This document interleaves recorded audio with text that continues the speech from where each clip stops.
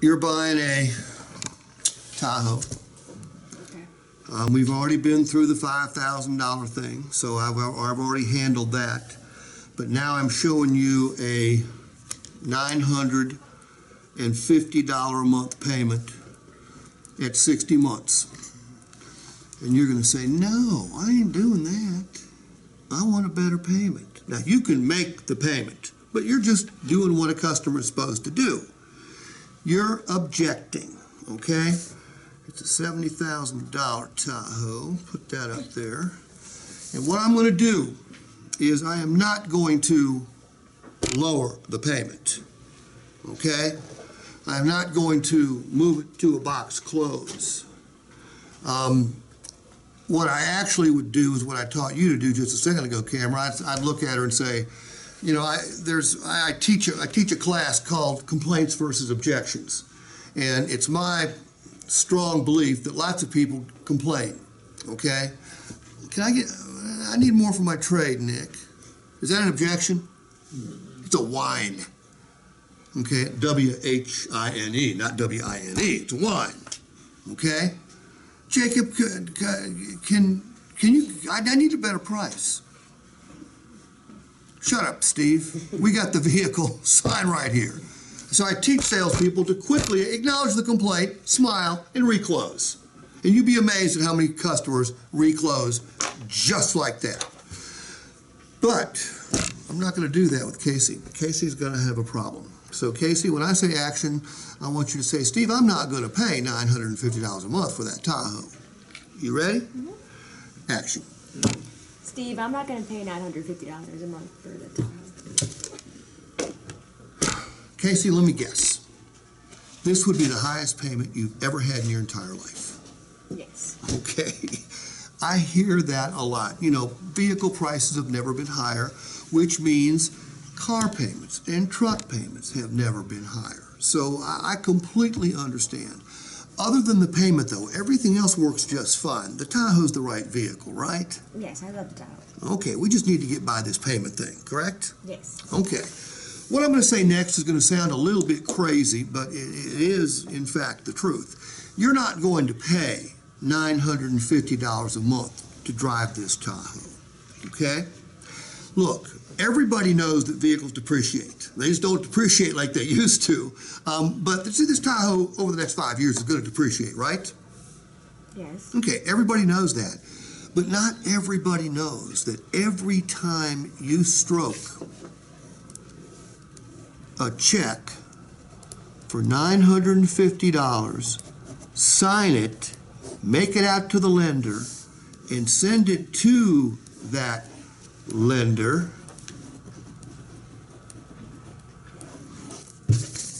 not everybody knows that a big part of this is coming back to you.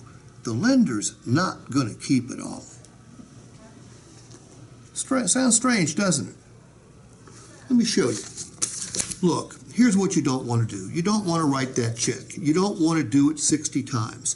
But when you do, when you make that 60th payment, Casey, what comes back to you in the mail? Title. The title, except it's a cool title. Right now, this vehicle's got a title. It's got our name on it, and it's got Ally Financing's name on it, all right? When you take delivery of it, in about a week, it's going to have your name on it, and it's going to have a lender's name on it.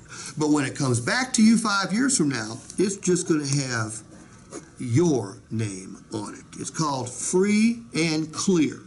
Now, the question I've got for you is, this is a $70,000 vehicle. Actually, it's a $75,000 vehicle.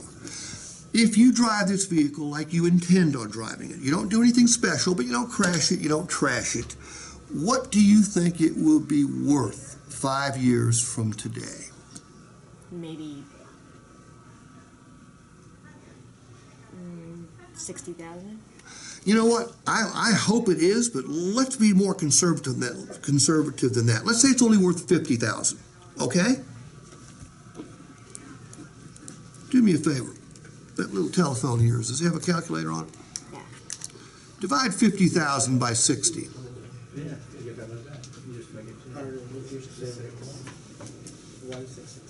That's great. 50,000 by 60 is 50,000 by 60. 833.33333. Yeah, keep going. You know what that $833, I can't even keep a straight face. You know what that $833 represents, Casey? What? The amount of money, metaphorically speaking, that is going straight to your title on the way to the lender. It's literally a savings account in the form of a title. So in effect, you know, I said $950 wasn't what you were going to pay to drive this vehicle. What you're going to pay to drive this vehicle each month is $117. What you're going to pay to own it is $950. But you're only going to pay $117. Is that right? Can that possibly be right? Good God, it is right. All right. So I just need you to okay this right here so we can get your Tahoe ready for delivery. Yeah, I was signed at that point. This is great. Well, it's by the way, is it the truth? It's true. Yeah. It's looking at a payment in a completely different manner. Now, I'm going to tell you this, rarely do I have a customer where the payment's only going to be $117 a month to drive it. In fact, I probably should have backed Casey down even a little bit more. It's funny.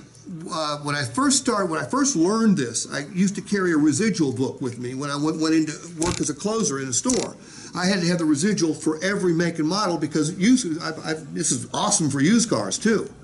And then one day I forgot it. So I was there and I said, what am I going to do? And I said, well, shoot, I'll just ask the customers what they think the car is going to be worth.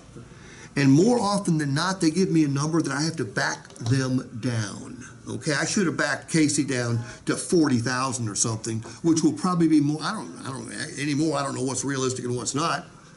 But the fact that I can show her $833 of a $950 a month payment coming back to her every single month. If she told me it was 15,000, it still would have worked though. What it does is it creates what I call a net payment because. Eric, when the term of the loan's up, the car doesn't turn into dust and disappear, does it? No, there's still value there, right? Right. So what Casey's got at the end of 5 years is a $50,000 asset, no car payment. So this just helps the customer say yes. When will this not work? They're buying cash. No, if they're using cash, I don't need to go through this. In a negative equity? No, this takes care of everything. Yeah, that's right. It's a great finance close because you could throw another $100 worth of product in there and it'll still work out. It won't work if the customer can't stroke a check for $950. If I've got the customer on too much vehicle, it will not work. I've done this maybe 200 times plus with real live customers. Does every customer close every time? Of course not. Nothing works 100% of the time. But the real problems I run into is when the customer looks at me and says, Steve, this makes wonderful sense, but read my lips. I can't write a check for $950. Then obviously we've got them on the wrong vehicle.